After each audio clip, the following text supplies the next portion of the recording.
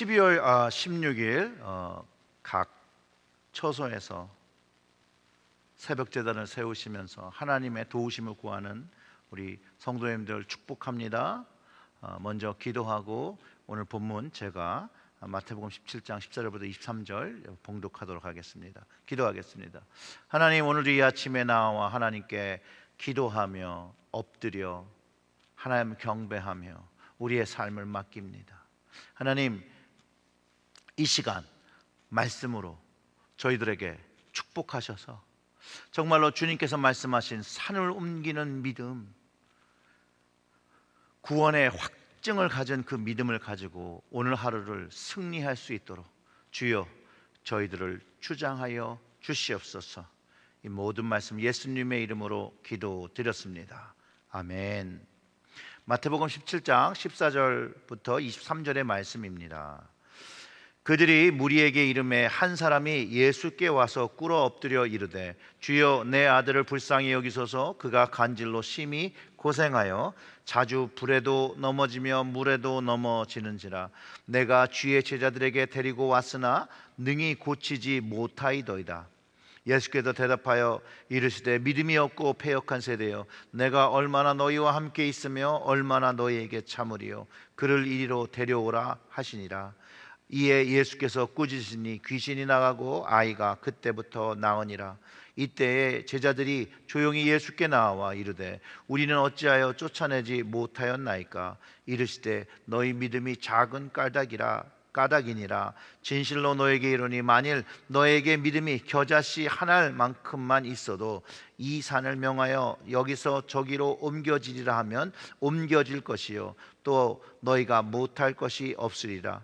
갈릴리에 모일 때에 예수께서 제자들에게 이르시되 인자가 장차 사람들의 손에 넘겨져 죽임을 당하고 제3일에 살아나리라 하시니 제자들이 매우 근심하더라. 아멘. 오늘 본문의 내용을 보면요, 어떤 한 아비가 간질 걸린 자녀가 있습니다. 그리고 예수님께 와서 무릎을 꿇어 간곡히 부탁합니다. 주여, 내 아들을 불쌍히 여기소서. 그가 간질로 심히 고생하여 자주 불에도 넘어지며 물에도 넘어지는지라. 이 아버지는 자기 자녀의 문제를 주님께 내어놓습니다. 이런 자녀를 둔 아버지의 마음이 너무나도 원하는 건 이 아이가 낫기를 간절히 바라는 것이겠죠.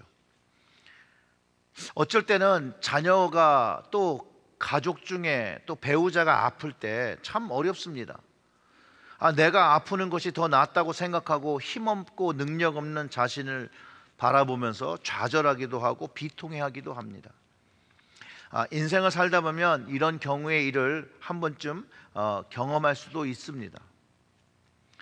이 아이의 아버지는 이렇게 얘기합니다. 너무 안타까워서 기도받으려고 제자들에게 왔지만 제자들은 고치지 못했다라고 말합니다. 그래서 이제 예수님께로 나왔다라고 말을 하는 겁니다. 그런데 예수님은 제자들을 향해서 이렇게 얘기합니다. 믿음 없고 패역한 세대라고. 그래서 고치지 못했다라고, 믿음이 적었다라고 얘기합니다. 17절의 말씀은 이렇게 얘기하죠. 예수께서 대답하여 이르시되 믿음이 없고 패역한 세대여, 내가 얼마나 너희와 함께 있으며 얼마나 너희에게 참으리요. 그를 이리로 데려오라 하시니라. 예수님께서 제자들에게 이렇게 말씀하신 이유는 이미 제자들이 더러운 귀신도 쫓아내기도 하고 병과 악한 것을 고치는 권능을 받았고, 사실 그 일이 실제로 자신들의 손에 의해서 자신들을 통해서 이루어졌던 것들이 이미 마태복음 10장에 다 기록이 되어 있는데 11장에서는 이들이 하지 못했다라는 것이죠. 그런데 예수님은 제자들의 부족한 믿음이 이번엔 있었기에 이 아이를 고치지 못하고 귀신 들린 것을 쫓지 못했다라고 말하고 있는 것이에요.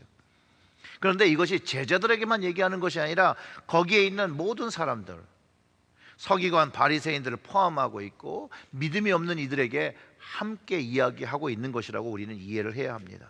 그리고 예수님이 꾸짖으시니 이 귀신이 나가고 이 귀신이 나가니 그때부터 나았다라고 성경이 기록하고 있다는 거예요. 첫 번째, 제자들은 아버지가 말한 대로 이 아이의 병의 원인이 간질이라고 생각했었고, 그리고 실제로 이 아이의 영적인 문제가 무엇인지 알지 못했기 때문에 아마 제자들이 기도해도 변화가 일어나지 않았다라고 우리가 한번 생각해 볼 수 있습니다. 왜냐하면 예수님은 이 아이를 보자 그 간질을 낫기를 기도한 게 아니라 18절을 보면 예수께서 꾸짖으시니 귀신이 나가고 아이가 그때부터 나으니라. 아버지가 하고 있는 일과 완전히 다른 이야기를 하고 있죠. 이 아이의 영적 문제가 귀신 들림으로 아시고 꾸짖으시니 귀신이 나갔다라고 기록하는 걸 볼 때 사실은 영적인 문제가 무엇인지, 그것이 건강의 문제인지 영적인 문제인지를 우리는 반드시 알아야 한다는 거예요. 지금도 믿음의 자리에서 치유를 위해서 기도할 때 치유의 역사, 회복이 나타납니다. 그리고 이런 귀신이라고 하는 건 우리가 한국에서 알고 있던 뭐 그런 몽당 귀신, 뭐 처녀 귀신, 뭐 이런 것들이 아니에요. 하나님과 예수 그리스도를 반대하는 모든 영, 사단과 옛뱀을 따르고 하나님 믿는 것을 방해하고 아프게 하고 힘들게 하는 그런 영적 존재임을 우리가 알아야 합니다. 늘 이런 영적 존재들은 사람들을 어렵게 하고 또 병들게 하고 아프게 한다는 것을 우리가 이해해야 되고, 그러나 이 영적 존재를 이길 수 있는 힘이 예수 그리스도의 그 이름과 그 능력이 주님의 능력인 것을 알고 제압하고 쫓아낼 수 있음을 또 가르쳐주고 있다는 것이에요. 예수님과 제자들의 대화 속에서 제자들이 기도할 때 아무 일도 일어나지 않은 것에 대해서 예수님이 분명히 콕 찍어서 믿음이 없어서라는 거예요. 19절에 제자들이 찾아와서 예수님께 이렇게 물어보죠. 우리는 어찌하여 쫓아내지 못하였나이까? 이르시되 너희 믿음이 작은 까닭이니라. 진실로 너희에게 이르노니 만일 너희에게 믿음이 겨자씨 하나일 만큼만 있어도 이 산을 명하여 여기서 저기로 옮겨지라 하면 옮겨질 것이요 또 너희가 못할 것이 없으리라 라고 말씀해 주셨다는 거예요. 믿음이 적어서, 즉 온전히 믿지 못하고 기도했기 때문에, 불신의 마음으로 기도했기 때문에 그 역사가 일어나지 않았다라고 예수님께서 가르쳐 주시는 것이죠. 그러면서 겨자씨만한 믿음이 있으면 산을 명하여 옮겨질다 선포하면 옮겨질 것처럼 불가능한 것이 없다라고 가르쳐 주시는 거예요. 사실 이 말씀은 너무나도 우리에게 도전이 되는 말씀입니다. 하나님의 기적과 치유를 믿지 못하는 모든 사람들에게 주시며 도전하는 말씀이라고 저는 믿어요. 그런데 주님은 단호하게 말씀하시고 주님의 명령은 그것이 귀신이었던 병이든 무엇이든 간에 믿음을 가지고 선포할 때 치유의 능력이 임했던 것이 분명히 있었다는 것을 우리는 믿어야 합니다. 우리는 이 사실을 믿어야 합니다. 그것을 믿고 선포하며 기도할 때 치유의 역사가 우리의 삶 속에서도 일어난다는 거예요. 즉 정답 같은 이야기가 믿음, 예수 그리스도의 말씀, 그의 이름, 보혈의 능력, 치유와 축사의 역사가 일어난다는 거죠. 믿음으로 일어나는 것이에요. 그러면 오늘 우리가 이 말씀을 묵상하며 우리 스스로가 질문해 보아야 합니다. 우리에게 산을 옮기는 믿음, 겨자씨만한 믿음이 있는가? 질문하며 도전해 보아야 합니다. 많은 사람들이 착각을 합니다. 기도의 역사는 내가 기도해서 일어나는 것이 아닙니다.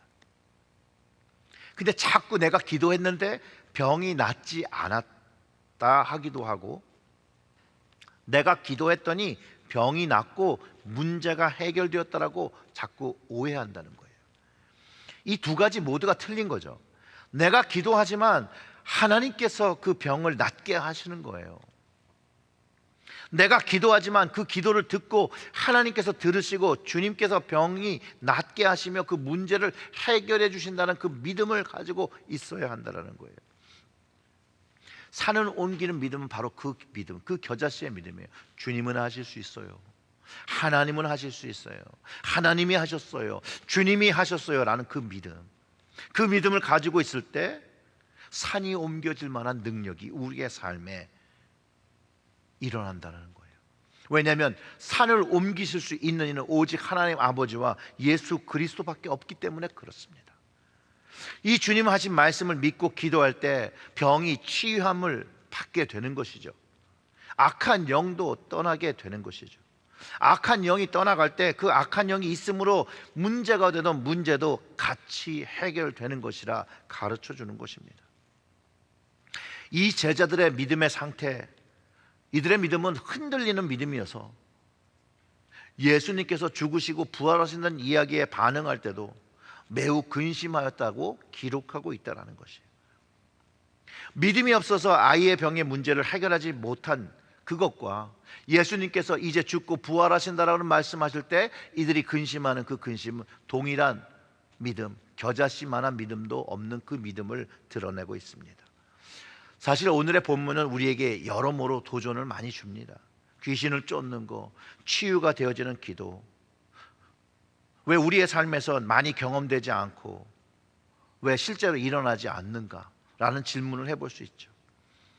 우리는 현대의 지식을 가지고 있어서 이런 일이 정말로 일어날 수가 있을까라는 의심부터 먼저 하는 세대에 살고 있습니다. 그래도 분명한 건 여러분, 예수님은 산을 옮기는 믿음을 가지라고 하셨다는 거예요. 그 산을 옮기는 믿음이 겨자씨 하나만 하면 된다는 것이에요.